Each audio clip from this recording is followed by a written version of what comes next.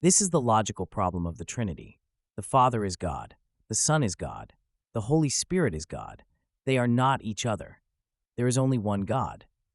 The LPT is one of the most debated topics in Christian theology.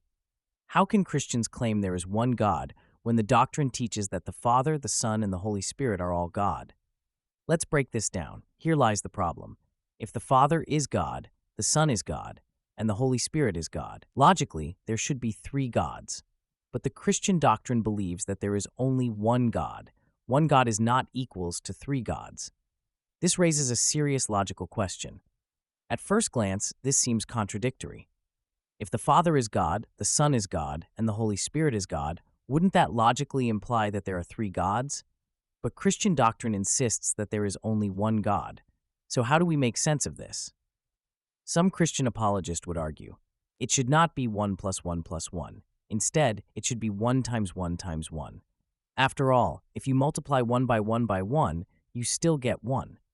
Others take this a step further and propose division, arguing that dividing 1 by 1 by 1 also equals 1. But is this a valid explanation? Let's think about it. If we are only dealing with just abstract numbers, sure, that would be logical. But we are not just dealing with numbers here. There is a subject attached to the numbers, and that is God. So instead of just adding 1 plus 1 plus 1, it should have been 1 God plus 1 God plus 1 God, which would equal to 3 gods.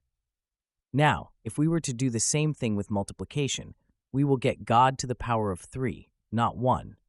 And we know that God to the power of 3 is not equal to 1 God. This is basic math.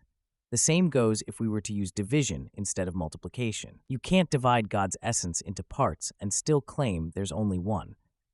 Hence, this argument to use multiplication to answer critics on the logical problem of Trinity does not really solve any issue at all. The problem is still there. This argument highlights a deeper issue. The doctrine of the Trinity can't easily be explained using mathematical analogies. To understand more about the Trinity, I would recommend you go to my video about the triangle problem of the Trinity. What do you think? Is the logical problem of the Trinity solvable, or is it something you just must accept on faith? Let me know in the comments. Stay curious and seek the truth, for God is not the author of confusion.